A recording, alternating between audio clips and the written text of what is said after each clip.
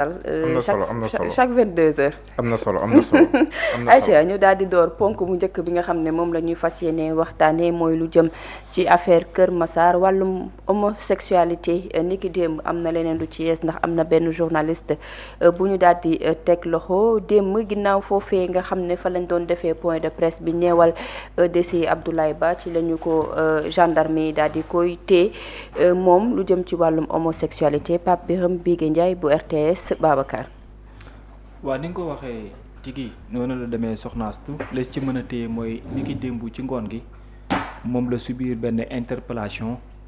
càpp lieu bi nga xam ne foofee la nekkoon sax di fa amal liggéeyam ndax xibaar yi nga xam ne Mor Mbaye Cissé jot nañu ko baaxee mooy démb ci ngoon gi moom sax lii mooy image am bu mujj bi nga xam ne moom la Sénégal yi am comme aperçu ci moom ndax démb moom moo doon couvrir conférence de presse du procureur de la République Ibrahima Ndoye mi doon dellusiwaat ci circonstances yi nga xam ne ak cause yi waral génn àdduna Abdoulaye Ba mu demoon di ko couvrir au nom de la RTS en tant que journaliste foofee ba mu jeexalee également aussi fa lañ ko interpellé. maanaam def na ba li muy def ba noppi ba pare ci lañ ko doo ko tegub yoxo waa brigade de recherche bu Kër Massar seen jëm bopp ñoom ñoo ko teg yoxo à rappeler que ne la waral mu doon ñooñu mooy ñoom ñoo yor lu jëm ci googu dossier ñoom tamit ñooy def ay perquisition ñooy amal également exploitation par rapport téléphone portable ñi nga xam ne nii ñoom la ñu tegub yoxo brigade de recherche bu Kër Massar ci xibaar yi nga xam ne am nañ ko te libération baaxee ñu ko ak Mor Mbaye Cissé mooy ñenn ci ñi nga xam ñoom la ñu tegub loxo ci fukk ak juróom-benn doomu aadama yi daf ci am kenn koo xam ne Ibrahima Majib Seck day wuyoo ñu jàppee woon ko ca Saly bi ñuy xóotalee ci gëstu biir téléphone portable am gëstu ci bu baax ci lañ gis benn waxtaan goo xamante ni d'après libération quotidien Mor Mbaye Cissé ba mu sekk la digganteem ak nga xam ne moo di Pape Birame Bigué Ndiaye nee nañ ci biir waxtaan boobu noonu wàllu mbëggeel da caa dox ci seen diggante bi wane na ñoom ñaar am na lu ñuy sekk ci wàllu bëggante yéen kaay gi dañuy xibaaral ba ndëggante tamit ne moom ab yos la. c'est-à-dire du seen terme li ñuy utiliser la xam nga Pape Cheikh ne woon nañ la wuubi la ci li joxe woon ci xibaar yi kii nee nañ yos la loolu yéen kaay gi moo ni waxee maanaam mooy góor geeg jigéen gi. yos mooy góor ubbi mooy jigéen ñoom ci seen biir ay sëy seen ay termes la yu ñuy faral di utiliser mais ci la ñuy wax maanaam yos la woon ci moom ñoom ñaar dañ doon sekk ay waxu mbëggeel yoo xamante ni siwal na ko bi loolu amee nag aussi ci lañ procédé ci arrestation Pape Birame Bigué Ndiaye démb bi ñu ko tegee yoxo ci la ko waa brigade de recherche bu Kër Massar notifié garde à vue fi may àddu nii ñuy teewlu liñ koy toppee moom bokk na ci ne mooy association de malfaiteurs transmission volontaire du VIH/Sida mise en danger de la vie d'autrui, blanchiment de capitaux, aussi complicité d'offres ou de cession de drogue. maanaam ça veut dire que li ñuy toppee ñeneen ñi moom ba ndigée ni ci la bokk donc quand on nous parlait ci benn liste bu 16 personnes aujourd'hui on en est à 17. loolu nag dafay bokk ci cette si longue liste peut-être wala une liste boo xamante ni day allongé wu au quotidien te brigade de recherche bu Kër Massar nekk di ci liggéey lépp nag jëm ci wàllum homosexuel yi ñuy jàpp ne dañoo defoon une association di transmettre sida de manière volontaire wala bokk ci li nga xam daanaka moo di mbiru dëppool ak yoon ci loolu lañ ko tegee loxo à rappeler que Pape Birame Bigué Ndiaye c'est un journaliste qui travaille à la RTS. Alors Bira nan nga gisee mbir mi liste baa ngi gën di yokk saa suñu xëyee ba tax na sax même ñi ngi annoncé ni que am na ñeneen ñi ci des waaye ba tey am na ñeneen ñoo xam ne aussi ñi ngi bëgg a àbb beneen yoon pour daal di génne li nga xam ne moo di réew mi. waaw Astou mbir mi de je pense que liñ ci waxoon démb wax ko ci bërki démb lañ ci waxaat tey au du moins man moom laa ci mën a waxaat tey parce que nee naa comme ñoom dañu nekk seen benn monde boo xam te ni c'est un monde fermé ñu ciy def lañ cay def ba finalement ñu démanteler mbir mi donc du ma ci mën a solo surprise la ci man stupéfaction la mu nekk li nga xamante ni peut-être bu fekkee yeneen yi sax choqué wu ma bii moom choqué na ma sincèrement parlant. bii moom bi ma ko déggee choqué na ma quoi mel na ni koo xamante ni dama ko doon fréquenter alors que tel n'était pas le cas bon c'est bien vrai que xam naa ko ça veut dire que xam naa ko bien avant la presse parce que Birame Bigué à l'université la ñu xamante 51D à l'époque moo nekkoon la chambre de la coordination des étudiants thiessois foofu nekkoon seen base maa ngi sax rendre hommage suñu défunt frère bi ko jiite woon di Pape Ousmane Fall moo jiite woon CET di coordination des étudiants thiessois nekkoon aussi délégué des écoles et instituts nekkoon aussi délégué INSEPS donc ba tax na ay même journaliste sportif yi ay ñoom Thierno Dramé dañ fa doon ñëw et tout comme ay éléments INSEPS lañu sport lañ doon def mais Birame Bigué du affaire sport mais plutôt affaire Thiès. parce que Birame Bigué il est de Thiès. Birame Bigué Thiès la dëkk xam naa quartier bi mu dëkk et tout moo tax ci coordination bi la ñu xamante doon na fa ñëw donc noonu la ñu xamante bon j'avais son numéro doon nañu déggante et tout mu nekk quelqu'un de très courtois mais moo tax certainement bi ma déggee affaire bi mu choqué na ma trop parce que loo xamante ni mosoo ko foogee. boo ko déggee il faut que mu def benn bokk la ki nga xamante ni xamoo ko seqoo ak moom dara da nga koy gis nii rek à la télé et puis d'ailleurs mosoo ko sax serré la mais du yow du moom ki nga xamante ni mos ngeen am au moins benn affinité bu ndaw tant soit peu boo déggee yenn yi da lay choqué surtout ci loo xamante ni mosoo koo foogee. donc je pense que loolu laa ci mën a wax ci moom. donc mais à part loolu bon on n'était pas trop proche bon du message du appel et puis d'ailleurs sa gëj nañ gisee sinon après sur le terrain parfois doon nañ dajale nuyonte et tout mais nekk na li nga xamante ni chaque fois damay wax débat bi dama ko yóbbu ci ay affaire de personne du jëmm nit yi ñoo am solo ngeen xamante. non pas fac lettres. département anglais. pas département. coordination des étudiants thiessois. campus social. À l'époque 51D moo nekkoon chambre coordination des étudiants thiessois mooy CET moo nekkoon fi nga xamante ne moo nekkoon base bi quoi même étudiant thiessois bu ñu orienté UCAD foofu ngay ñëw pour jege coordination bi pour ñu orienter la pour ñu jàppale la moom la tax may wax ni Pape Ousmane Fall moo nekkoon le délégué moo dajale woon pratiquement gars yëpp bon daaw ci weeru koor gi daaw la génn àdduna di ko jaalewaat tous les Thiessois parce que moom tamit bi muy gaañu Pape Ousmane ñu ngi wax téléphone le lundi 18h30 mu ni ma mercredi dinaa ñëw Dakar ñu seeti Toussaint Manga parce que ñoom ñaar ñoo nekkandoo woon di syndiqué UCAD mook Toussaint ñoo doon ànd pratiquement tout le temps mu ni ma dama bëgg a ñëw mercredi Dakar pour ñu seeti Toussaint affaire yooyu man ko Toussaint man est-ce que am naa ci moom bon voilà est-ce que am naa ci moom benn joote affaire yooyu quoi ñu wax noonu reetaan mu ni ma mercredi dinaa ñëw Dakar mardi à la même heure on m'appelle pour me dire que Pape Ousmane gaañu na donc malaise la am kooku noonu Pape Ousmane moomu nag moo nekkoon ki nga xamante ni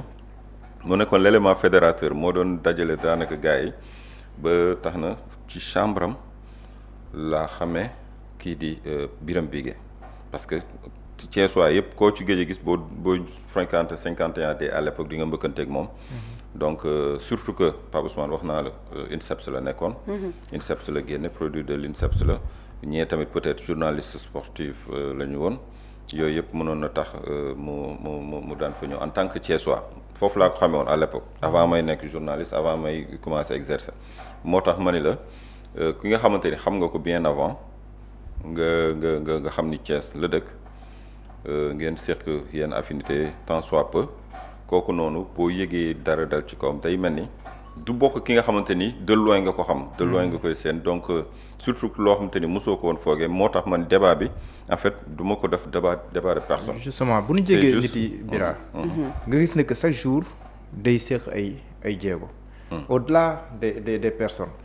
mu mel ni gën na yaatu li nga xam noonu lañ koy yaakaaree. ñuy jàpp ne est-ce qu'il faudrait arrêter l'affaire parce que mën naa bu àggee fenn fii. loxo dar géem comme ni koy waxee. waaw wala il faut aller jusqu'au bout coûte que coûte. non mais on peut pas l'arrêter c'est comme une traînée de poudre. dafa nekk li nga xamante ni dépendre nekkatul rek wàllum mœurs. nekkatul wàllum mœurs bu doon wàllum mœurs la lañ naan nañ ko fi yemale wala ki ñuy jàpp est-ce que gis nga benn ONG génn naan da leen défendre. non bu njëkk garde à vue koo jàpp ci wàllum homosexualité des fois dañ leen di jàpp flagrant délit. mais ci garde à vue bi ONG yi dinañ jóg naan ay défense des droits de l'homme nangam fexe ba génn leen ci guuta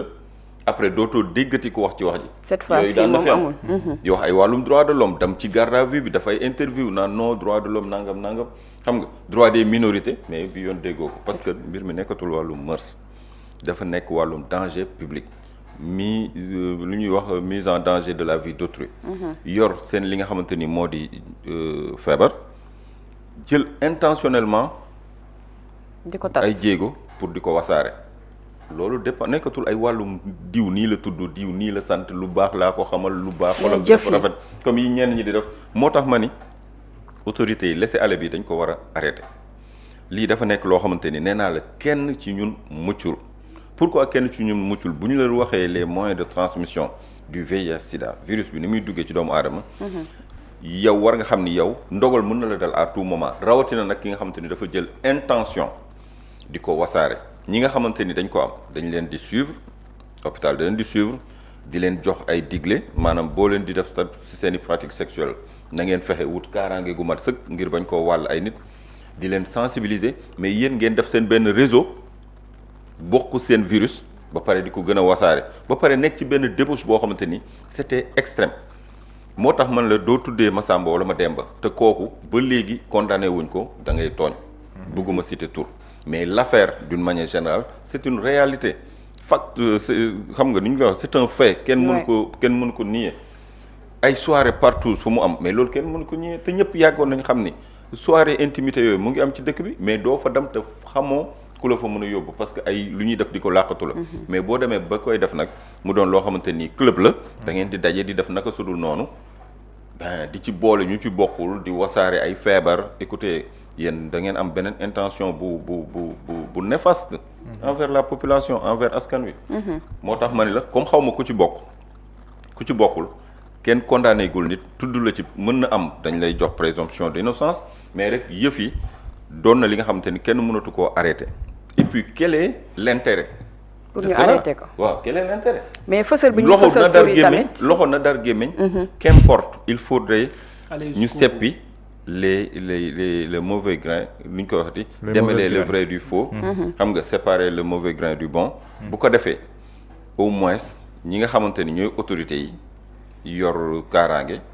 mais vraiment si seen mission boobaa la ñu nekk lan moo tax gendarmerie Kër Massar ñëpp rafetlu liggéey bi muy def mais amaana ay jamono nee naa la lii du lu bees yàgg na fi am ay mbir yu ni mel ay scandale yu ni mel mais à chaque fois bu ñu jàppee ñenn ñi da ngay jékki-jékki rumeur nga ciy dégg après dootu ci am benn information fekk étouffé nañ ko mais la daan ña ko daan étouffé peut-être ñoom ñoo fi nekkatul ba tax ñu fasal ko ci benn côté aussi bira mooy par rapport ak jëfin yi ci ni muy amee maanaam profil yi ñuy tudd ak secteur yi ñuy nekk ça veut dire quoi réellement quand on parle de l'homosexualité ça qu'est-ce que ça me dit oui ben ça me dit tout simplement que lu bon amul que dëkkul fenn lu bon dëkkul fenn lu baax dëkkul fenn foo dem secteur boo dem fekk fa ñu baax fekk fa ñu bon ni ñuy waxee wàllum corruption secteur boo dem fekk fa ay corrompu am na ñoo xam te ne mënoo fexe ba corrompre leen noonu rek la mooy lu baax ak lu bon amul kër dafa mel ni rafet ak ñaaw rek amul xeet bi moo gën rafet ba ca des foo dem fekk fa beauté du question lu ñëpp déggoo question de gis-gis la mais nag mbon tamit noonu la mel secteur boo dem fekk fa ñu baax fekk fa ñu bon mënoo ni ci avocat yi la ëppee mënoo ni ci journaliste yi la ëppee jàpp nañ fi ay tôlier ay menuisier métallique donc loo xamante ay tailleur c'est juste que nag parfois da nga naan peut-être secteur bi doo ko foogee moo ëpp ci ñoom parce que bon c'est un secteur boo xamante ni dafa ànd ak sañse ànd ak rafet ànd ak voilà être tout le temps sur le 31 exposé quoi waaw nekk non tout le temps xam nga par exemple bu ñu nee le milieu du stylisme milieu tailleur xam nga showbiz xam nga moom bon daanaka ñoom sur secteur yi ñu nekk ñu ci bëri xam nga xaw ma ci mooy góor bi xaw mooy jigéen bi mais sincèrement du ñu bëgg ay liggéey yu takk nii tilim loxo yi wow ñaaw non dañuy bëgg lu set lu civilisé xam nga bon peut-être tamit loolu moo méngoog seen yëg-yëg wala loolu méngoog mais Bira ñu tudd nii les journalistes quand même on leur connaît une certaine prudence quoi surtout journaliste bu siw mais prudence moo tax est-ce que du looloo tax mu yéex a éclaté est-ce que du prudence boobu ngay wax moo tax mu dem ba tey muy door a éclaté parce que lu bon nag dama lay wax benn affaire lu bon nee nañ la looy bañ ñu fekk la looy bañ nit ñi xam ko bu ci ne wala gaaw koo baax parce que tôt ou tard day feeñ tôt ou tard dina feeñ te booy def nag neel gisuma kenn mais bul ni kenn gisuma lépp looy def am na ku ko yëg lépp looy def am na ku lay bàyyi xel waaw àdduna moo tudd noonu gisuma kenn mais bul ni kenn gisuma donc dëgg sew la nit ñi dañ lay xamal jàpp seen ñaambur ji ma maandu say mbir mais tôt ou tard mis dina ñëw mais nit taxaw ni lii bettu ma parce que bon je le savais quand même mais muy journaliste muy keneen prudence moo tax peut-être nga dund ba am yenn at yi kenn xamalu la te peut-être yaa ngi ci woon di affiché wu ni am naa sama jabar dama ko bëgg nangam di ko ay voilà façon tour bu nekk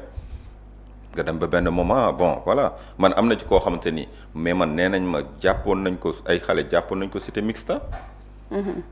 waaw ci ñi jàpp ni am na koo xamante ne ay jeunes ñoo ko jàppoon cité mixta mais dégg naa waa ji da leen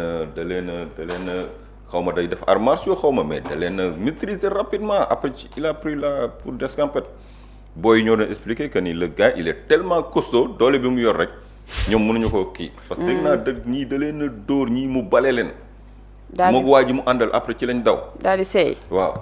donc pour dire que ni ñu ci bëri ci ñoom yàgg nañu am ay déconvenus yu ni mel. mais peut-être dañ koy nëppal et puis surtout que parfois ay affaire de chantage. mais Bira aussi li ci gën a doy waar mooy ñi ngi annoncé également yeneen célébrité ci mbir yi bay wax ne sax ni que am na ñoo xam ne jot nañoo àbb yoon bi pour daw. waaw xam nga bi ñuy wax ay tour di joxe ay indices. laa waxoon ñenn ñi. nañ ko arrêté nañu maandu ndax li ñuy def kenn santu leen ko du ñu ay autorité du ñu ay autorité ba war a tax naan diw la yow scandale bi jógewul ci yow. yow ba nga yoree liste nee nga yor nga liste lan moo tax ba nga noppee boobu léegi noppi léegi ak sa liste rek. mais di joxe ay kii naan tour bi nii la commencé ay affaires yoo xam teguwul ci dara lu dul ci ay enchères pour nit ñi naan la yow da nga am ay réseau da nga xam li xew ci dëkk bi fekk man ak yow ñoo yem. man ak yow ñoo ci yem mais bëgg rek nit ñi di la suivre bëgg ay clic bëgg ay donner de l'importance di def ay affaire ëllëg si biir buñ ne secteur ki ñu jàpp journaliste mu ni waxoon naa leen ko ci secteur bi tuddoon naa ko di waxoon na ko ay affaires yoo xam te ni jeu yooyu nit ñi sax dañ ko dépassé léegi finalement mais mbir mi nekk na scandale boo xam te ni ñëpp la choqué ci réew mi. ñëpp la choqué ba bu ñu yaakaar ni am na benn secteur boo xam te ni mën na mucc. parce que du mbirum secteur mbirum doomu aadama la. mbirum nit la en fait. ngay journaliste ngay avocat ngay leneen. ak koo mën ci doon koor boo mën ci bokk mën nga cee baax ak bon. ci nit ki la nekk. yaa xam nag fa ngay exercer bu ñu ko jël bu ko méngale ak métier mi même bu fekkee ci secteur boobu la ñu gis ni ñi def lu ne mel bëri nañ fa lool mais terewul aussi ñu jàpp ni du affaire de secteur. mais affaire de doomu aadama la pourquoi le journaliste mais journaliste mooy wax kat. yaay nekk ci rajo yi ci micro yi di wax ñu la yaay feeñ télé donc tu deviens quelqu'un de très célèbre dañuy yaakaar ni ci yow très exposé également dañuy yaakaar ni ci yow lu baax rek la ñu war a gis ci yow. léegi nag bu ñu xëyee suba dégg lu ni mel ñu bëri dañuy am choc parce que doonuñu ko woon foogee ñenn ñi dañ la doon seetaan bon ñenn ñi sax xaw a am admiration ci yow. et tout heure boo génnee voilà tu es frais et pimpant sa liggéey ak voilà yëpp. et tout ñenn ñi am estime ci yow. wóolu la loo wax ñu ni gongo fekk voilà li nëbbu tey bu ko nit ñi xamee ñëpp dar gémmiñ mun na doon man mun na doon keneen. fii ku nekk yàlla nañu yàlla suturaal voilà yàlla nañu yàlla suturaal. mais surtout yàlla nañu yàlla xiir ci lu baax. xiir ci lu baax mooy l'essentiel parce que fii lu fi waay di def tôt ou tard dina feeñ. wax ji du mbirum sexualité mbirum danger sanitaire la. loolay coow mbirum drogue da cee am mbirum pédophilie da cee am. moom laa leen wax il faut que enquête bi fa ñu bu ñu demee ba ci cuppaandaw ga ñu xam ñi jublu ci lii lan mooy njeexital li lan la ñu amoon comme objectif parce que jël feebar ni Sénégal ngeen taamu pour tasaare fi feebar bi di jël ay xale yu ndaw vulnérable ay jeunes talibé ay ñoo xamante ni vraiment gisuñu ndey gisuñu bàyyi di leen tëddee di leen yàq di ko filmer di ko yónnee nit ca bitim réew mu lay fay xaalis kooku dafa am benn agenda très clair. parce que financé wul nii pour perte. non financé wul pour perte. te vidéo yooyu noonu quand même ay nit yu vulnérable nga leen bon vraiment les gars. objectif en tout cas visé ci mbir mi il y a trop de malades dans la société quoi. trop de gens malades psychologiquement. bon ñoo xamante ni centre psychiatrique sax mënul ci ñoom dara quoi. parce que mën nga bon naturellement quoi mais am na bon yoo xamante ni. c'est le voilà dafa jéggi ligne rouge bi. bon bi mujjee naa yaatu de te bëri na loolu est-ce que tamit aussi. bon léegi nag comme li ma njëkk a wax sànq rek képp kuñ ci tudd yaa defoo. ci nga bokk layal sa bopp loolu kay yoon moo koy leeral. mais am na ay mbir yoo xam bu ñu la ci tuddee rek déjà sa der yàqu na.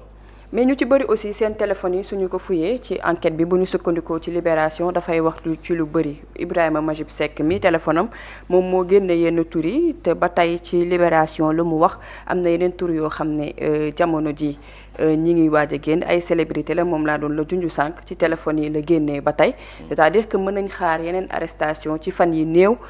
ci jamono ji ci ñeewal mbirum homosexualité. traînée de poudre lay doon démb nee naa la lii ce n'est que l'arbre qui cache la forêt dama jàpp ni li nëbb moo ëpp fuuf li feeñ donc ñi nga xamante ni ñoo yor enquête bi amuñu benn intention di ko étouffer pourquoi étouffer seen liggéey la ñuy def loxo na dar gémmiñ après ku daful kenn du la tudd ku daful kenn du la tudd bu ñu amee ay preuves yu leer ni def nga ci boobaa nag lañ lay dem woowi nga leeral ci lan ak lan nga nekkoon parce que nee naa la yëf yi dafa laal wàllum drogue te fu ñu waxee drogue dafa am trafic drogue bi kenn defaree ko ci réew mi drogue yi ngay gis yu bëri biti réew lay jóge donc am na trafic laal na aussi li nga xamante ni moo di wàllum blanchiment de capitaux. pour ñenn ñi bon bu dee pour ñeneen ñi transmission VIH bi nekkoon ci ñoom il faut que tamit ñu canaliser kan moo ko am ak kan moo ko amul. parce que dès l'instant que ñu ngi leen di bàyyi ak seen liberté totale ñuy wëy di def li ñuy def di gën a wasaare feebar bi dina dem ba benn moment dootuñu waxati taux de séropositif ci biir homosexuels yi mais boobaa dañ naan taux bi ci biir population sénégalaise la ñuy wax. ci niveau bi mu toll jéggi na dayoo boobaa loolu la ñuy wax. ak xeex yi nga xamante ni def nañ ko pendant tant d'années ñu wëlbatiku ndekete ñun am nañ beneen mafia bien organisée suñu biir. ñu def leneen ci suuf pour gën koo lawal. moo tax il faut que ñu wax ñu nag lan moo nekkoon l'intention. te ñu nekk ci kaso bi c'est sûr que bu leen leeree ni bëy woy na mbuus ils vont parler ah. waaw objectif visé bi lan moo tax kaso moom mënoo di nëbbal nit ba nga xamante ni yow moom c'est son cas c'est foutu amatul benn yaakaar bu boobaa di ngeen wax. alors Mouhamed ci mbir mi ba tey heure bu ñu gisee rek gis.